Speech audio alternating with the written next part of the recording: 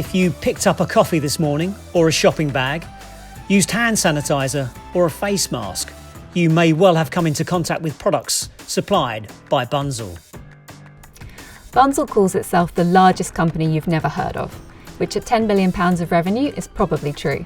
It's also one of the most interesting. It sources and delivers essential supplies for sectors from grocery to retail and hospitals to building sites, so we're all likely to be end users of its products. It's everywhere.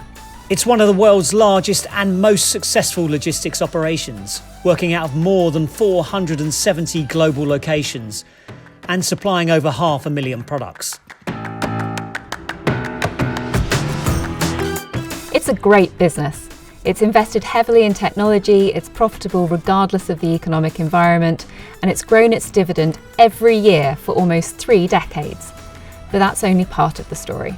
Bunzl's core products include disposable items such as cups, food containers and bags, and, particularly meeting demands stoked by the pandemic, health-related protective equipment like gloves and masks. This means Bunzl is close to one of the world's biggest problems: the proliferation of plastics in our landscapes, oceans and food chains.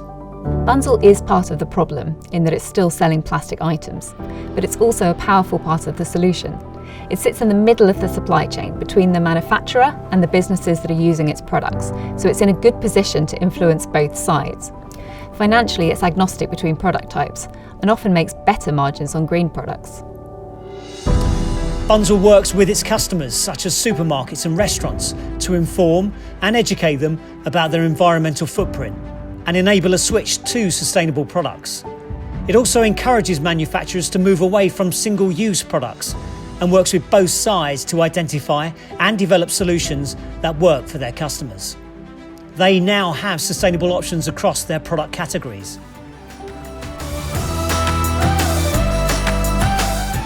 We're pleased to see Bunzl innovating on products and piloting closed-loop systems where packaging and other products don't end their lives at the point of sale.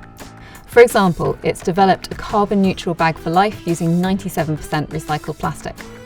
It will take time, but we're seeing progress. Working with the company to set new targets, and we'll hold it to account through our engagement, our voting and our capital allocation, because that's what our clients expect us to be doing with their money.